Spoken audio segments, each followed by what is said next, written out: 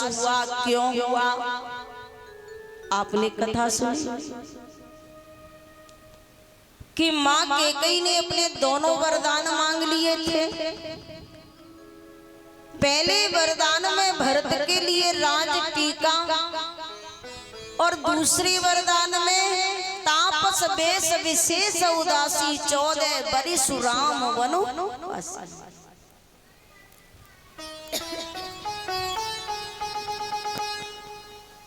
अभी ये प्रसंग आपने सुना कि माँ कैकेयी ने राजा दशरथ जी के पास 2 वरदान धरोहर के रूप में रखे थे, तो दोनों वरदान मांग लिए, जिसके कारण राम लक्ष्मण सीता तीनों वन को चले गए।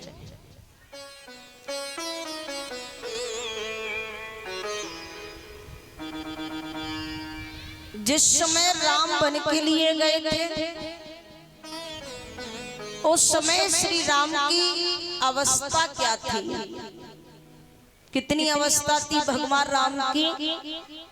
शादी हुई थी। उस समय भगवान राम के वर्ष के थे 15 वर्ष के। शादी होने के बाद भगवान राम अयोध्या में कै साल रहे थे? शादी होने के बाद 12 साल रहे थे। शादी होने के बाद भगवान राम अयोध्या में 12 साल तक रहे थे। अब राम की अवस्था कितनी हो गई? 12 और 15 27 वर्ष। राम जब वन के लिए गए थे कितनी अवस्था थी? 27 वर्ष की थी। तो अब ध्यान देंगे, लौकिक कथा के आधार पर आपने ये प्रसंग श्रवण किया। कथा 2 प्रकार से होती है, लौकिक और अलौकिक। तो अब हम यहाँ पर थोड़ी सी आध्यात्मिक चर्चा करेंगे। आध्यात्मिक चर्चा करेंगे कि रियल में असली बात क्या थी जो कि राम वन के लिए गए, यानी अयोध्या नगरी पर राम का शासन क्यों नहीं हुआ? क्या बात थी? कथा तो बहुत सारी है, मुझ पे भी आती है। लौकिक कथा कि राम का राज तिलक होने वाला था, लेकिन मुकुट वाली के यहाँ था। बहुत सारी कथाएं हैं, लेकिन थोड़ी आध्यात्मिक चर्चा करेंगे। आध्यात्मिक कथा के आधार पर देखेंगे कि राम का शासन अयोध्या नगरी में क्यों नहीं हुआ। ध्यान देंगे। देखिए, संतों ने शास्त्रों के अंदर लिखा है, संतों ने शास्त्रों के अंदर लिखा है कि भगवान राम उसी स्थान पर शासन करते हैं। क्या लिखा है संतों ने? कि भगवान राम उसी स्थान पर शासन करते हैं कि जहां अयोध्या जैसी पवित्र नगरी होती है। ध्यान देना, कहां शासन करते हैं? जहां अयोध्या जैसी पवित्र नगरी होती है। और अयोध्या किसे कहते हैं? कि जिस स्थान पर कभी छोटी छोटी बातों को लेकर के युद्ध कलेश नहीं होता, और जिस स्थान पर हर स्त्री पुरुष मर्यादा का पालन करता है, मर्यादा पर आधारित रहता है, उसे अयोध्या कहते हैं। तो जहां अयोध्या जैसी पवित्र नगरी होती है और जहां का साधक प्रतिनिधि पिता दशरथ जैसा होता है, और माताएं कौशल्या कैकेयी सुमित्रा जैसी होती हैं, और भाई भरत लखन शत्रुघ्न जैसे होते हैं, और कुल गुरु वशिष्ठ जैसा होता है, तो भगवान राम उसी स्थान पर शासन करते हैं। ये बात संतों ने लिखी है शास्त्रों के अंदर। जब ये बात संतों ने शास्त्रों के अंदर लिखी है कि भगवान राम ऐसे स्थान पर शासन करते हैं, तो ध्यान देना, बुद्धि से विवेक से थोड़ा मंथन करना कि जब ऐसे स्थान पर भगवान राम शासन करते हैं, राजा बनते हैं, तो वहां पर तो ये सारी बातें मौजूद थी। सारी बातें मौजूद थीं। अयोध्या जैसी पवित्र नगरी, दशरथ जैसा पिता, कौशल्या के सुमित्रा जैसी माताएं, भरत लखन शत्रुघ्न जैसे भाई और वशिष्ठ जैसा कुल गुरु। जब ये सारी बातें वहां मौजूद थी तो फिर क्यों नहीं भगवान राम का शासन अयोध्या नगरी पर? फिर क्यों नहीं भगवान राम का शासन हुआ? क्या कारण था? सुनिए, भगवान राम का शासन इसलिए नहीं हुआ था, यानी दशरथ जी महाराज का एक नियम था। ध्यान देना, दशरथ जी महाराज का एक नियम था और वो नियम पता है, सदियों से चला आ रहा था, सदियों से चला आ रहा था। और वो क्या नियम था दशरथ जी महाराज का? कि दशरथ जी महाराज दोनों वक्त के समय, सायंकाल के समय राम के मंदिर में जाते हैं, यानी भगवान के मंदिर में जाते हैं और दोनों वक्त के समय भगवान के मंदिर में जाकर के भजन ध्यान साधना करते हैं। और ये नियम दशरथ जी का सदियों से चला आ रहा है। जब से होश संभाला है तब से ये नियम चला आ रहा है कि वो दोनों वक्त के समय, सायंकाल के समय भगवान के मंदिर में जाते हैं और भजन ध्यान साधना कर ये नियम चला आ रहा है। लेकिन आज क्या हो गया भैया, ध्यान देना, आज क्या हो गया? आज ये नियम भंग हो गया। और भंग कैसे हो गया? कि दशरथ जी महाराज विचार करने लगे कि कल राम का राज तिलक होगा। कब होगा? कल। दशरथ जी महाराज सोच रहे हैं कि कल राम का राज तिलक होगा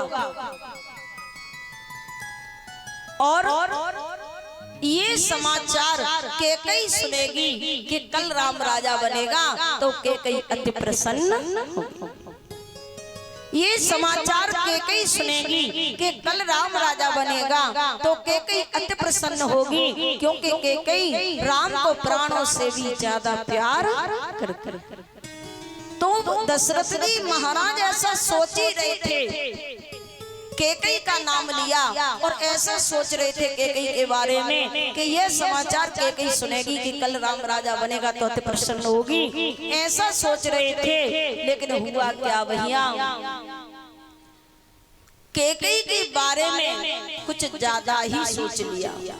और कितना ज्यादा कि दोनों वक्त के समय उनका मन चकोर होना चाहिए था रामचंद्र का। ध्यान देना, दोनों वक्त के समय उनका मन परमानंद के चरणों में स्थिर होता था, लेकिन आज दोनों वक्त के समय उनका मन कैकेयी की तरफ आकर्षित, भोगों की तरफ चला गया, परमानंद को छोड़ करके विषयानंद की तरफ चला गया, भोगों की तरफ चला गया, मन विकृत हो गया। और समय क्या है? दोनों वक्त के समय, सायंकाल के समय, जिसका मन चकोर होना चाहिए था रामचंद्र का, और उस समय पे दशरथ जैसे साधक का मन चकोर हो गया कामचंद्र।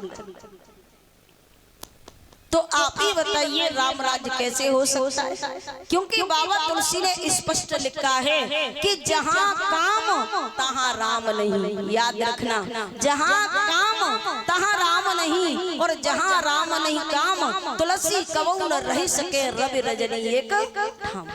याद रखना, जहाँ पर काम वासनाओं को ज्यादा महत्व दे दिया जाता है, भोगों को ज्यादा महत्व दे दिया जाता है, वहाँ पर राम कभी टिक ही नहीं सकता। याद रखिएगा। पता है यहाँ पर भी कुछ ऐसे दशरथ बैठे होंगे जो प्यार तो राम से भी करते हैं, चाहते तो राम को भी हैं, लेकिन काम वासनाओं को छोड़ नहीं पाते। तो याद रखना, तुम राम को कितना भी प्यार करो, लेकिन काम वासनाओं का त्याग नहीं करोगे, भोगों का त्याग नहीं करोगे, तब तक राम टिक ही नहीं सकता। तो दशरथ का पहली बार जीवन में नियम भंग हुआ कि दोनों वक्त के के समय उनका मन परमानंद के चरणों में स्थिर होना चाहिए था, लेकिन दोनों वक्त के समय उनका मन कैकेयी की तरफ आकर्षित हो गया, भोगों की तरफ चला गया। पहली बार यह नियम भंग हुआ दशरथ जी का। तो उसी समय राम ने विचार किया कि एक धर्म व्यक्ता राजा दशरथ का, जिसने 10 इंद्रियों पर पता है, जो सदैव अपनी इंद्रिय रूपी अश्वों को योग मार्ग की तरफ ले जाता रहा है, और आज ऐसे धर्म व्यक्ता दशरथ का मन दोनों वक्त के समय परमानंद के चरणों में स्थिर न होकर के और विषयानंद में स्थिर हो गया है। और जहाँ पर काम वासनाओं को, भोगों को ज्यादा महत्व दे दिया जाता है, वहां तो मैं टिक ही नहीं सकता। इसलिए राम लक्ष्मण सीता तीनों वन को चले, तीनों वन को चले। यानी राम ज्ञान का प्रतीक है, सीता माँ भक्ति का प्रतीक है, और लक्ष्मण वैराग्य का प्रतीक है। याद रखिएगा, कोई भी मानव हो जो अपने हृदय में काम वासनाओं को ज्यादा महत्व देता है, तो समझ लेना उसके हृदय में से भक्ति ज्ञान वैराग्य तीनों ही निकल जाते हैं, तीनों ही चले जाते हैं। दशरथ जी के हृदय में से भी भक्ति ज्ञान वैराग्य तीनों निकल गए, यानी राम लक्ष्मण सीता तीनों चले, तीनों वन को चले गए। लेकिन दशरथ जी ने सुमंत से कहा था कि मेरे बेटा राम को मात्र 14 दिन बनी में घुमा करके वापस ले आ। तीनों वन को गए, 3 दिन तक कुछ ग्रहण नहीं किया। चौथे दिन श्रृंगबेरपुर में पहुंचे।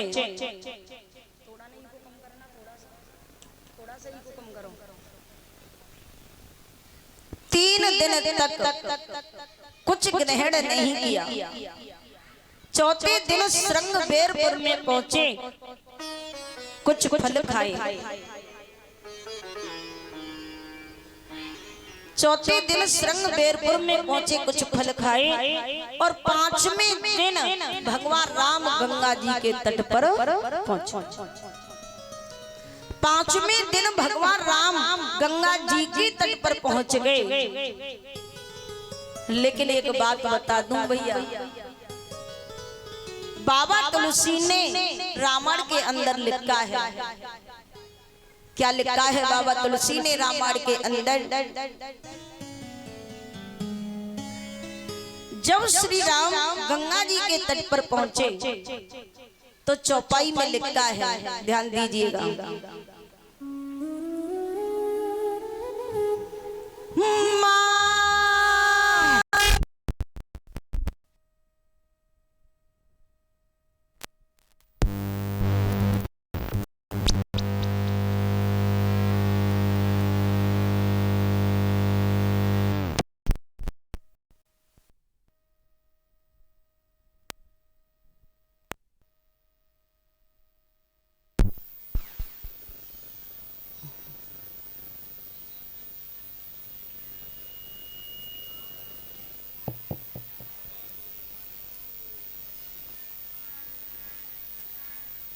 बाबा तुलसी ने चौपाई के अंदर लिखा है, और क्या लिखा है?